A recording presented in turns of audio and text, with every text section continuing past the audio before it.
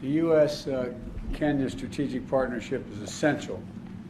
We both, I think, believe is essential to addressing key regional and global challenges. And I want to thank Kenya for thank you for your leadership in defending the peace, security, and democratic instincts of the region and your country. You're doing a heck of a job.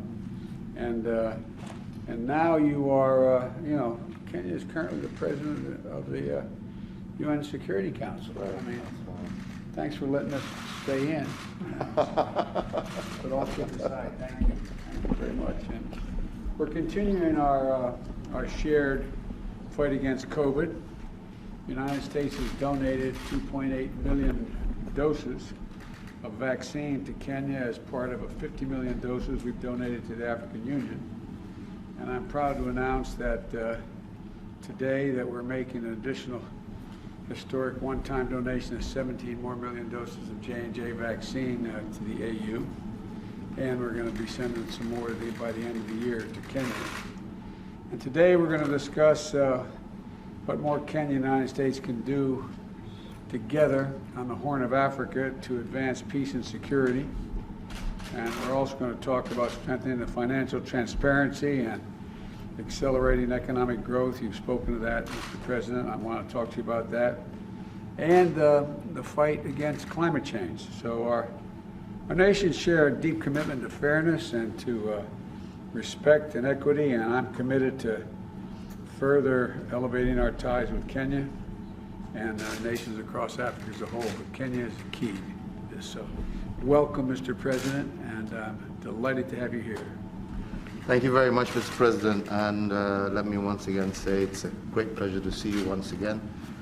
I don't know whether many will recall, but President Biden in a former life visited Kenya, where we had an opportunity to meet when he was Vice President, when he had come over again on issues related to strengthening the partnership and the relationship between our two countries, and it's really a great pleasure and honor to see you again.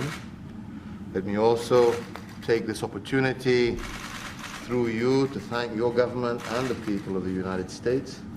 During this very difficult time, the United States has done its best to step up in terms of not only helping Kenya, but the African continent in general with regard to access to vaccines.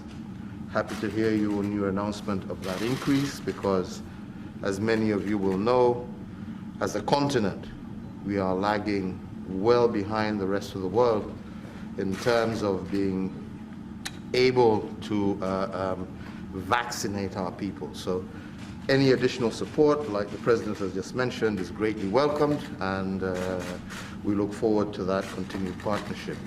We're also very closely partnering, especially in regard to the fight against terrorism globally. The United States has been a very strong partner to Kenya in that particular fight, and this is an area, again, I am hoping to have an opportunity to further discuss with the President. We are also keenly and very grateful with his strong position, especially with regard to climate change. This is an area where Kenya has made tremendous progress in her own right, and where we are firmly committed to the Paris Agreement, and we're glad to see the United States has now rejoined, and we look forward to working very closely together on that particular agenda, which, as you know, our country, our continent, is the least in terms of emitting, but pays the highest price. So we welcome your leadership in this area, and I look forward to having the opportunity to discuss that further with you. Keenly also wanting to engage, as we have been already, with the President on the issue of trade and investment between our two countries.